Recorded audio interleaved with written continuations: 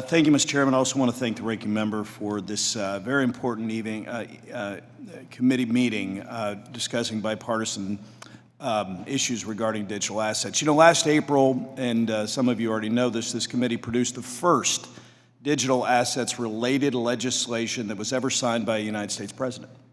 And this was the DeFi broker rule, CRA. Now, when we had the bill in this committee, we ultimately, when it went to the floor, it passed out of this committee, ultimately went to the floor. We had 76 Democrats that voted with us on this rule. Unfortunately, 6 of them were on this committee, were my colleagues on the other side. Now, they didn't vote for it in committee, but ultimately were part of the 76 that voted for it. So I think in the end, the explanations and the questions that we have today, once you see everything that has to do within the context of these bills, you'll see that these are really good pieces of legislation.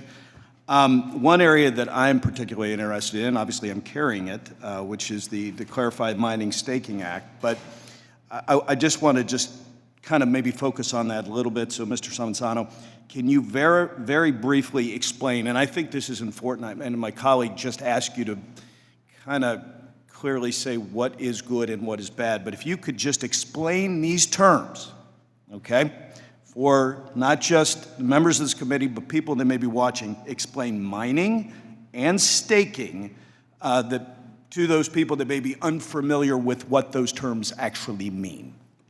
So I think the way I'll start at that is to talk about what process these players play in these ecosystems. Most importantly, what they are doing is validating the transactions. The way that these networks work without a central intermediary sitting there in the middle with a ledger where they're keeping track of all the transactions is you need all of the participants to agree on what the canonical transactions are.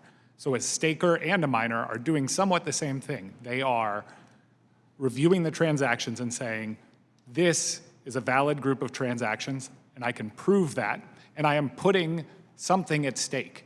In the sake of mining, what you're putting at stake is your energy. You are using compute energy to solve a complicated puzzle, to basically be selected to play this validation role. Similarly, for a staker, you are putting your assets at stake and saying, I will do this in a trustworthy manner, or my assets will be taken away. But either way, the process of staking and mining is simply validating those transactions. And the really unique thing that goes on here is the protocol allows you to create new assets. That is the incentive mechanism for people to participate as validators, as stakers or miners, is this ability to create the new assets if you play this important role in the network. Okay, I think those were good explanations. If we can get it at a quicker step, it might be helpful for a lot of folks. But Ms. Riley, I'm going to go to you real quick. The legislation that we are discussing today allows the taxpayers to make a choice between 2 prevailing theories about how mining and staking rewards should actually be taxed.